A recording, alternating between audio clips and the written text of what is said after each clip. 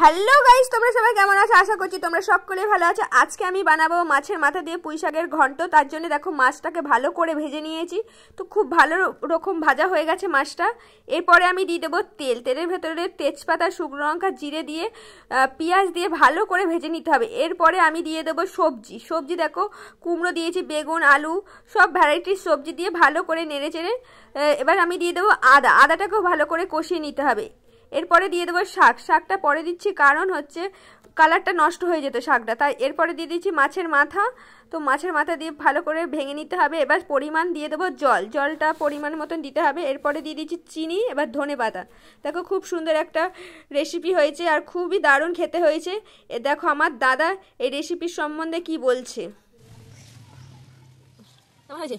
দারুণ, অসাধারণ একটি পোশাক তো সেই লেভেলে লাগবে, সেই লেভেল।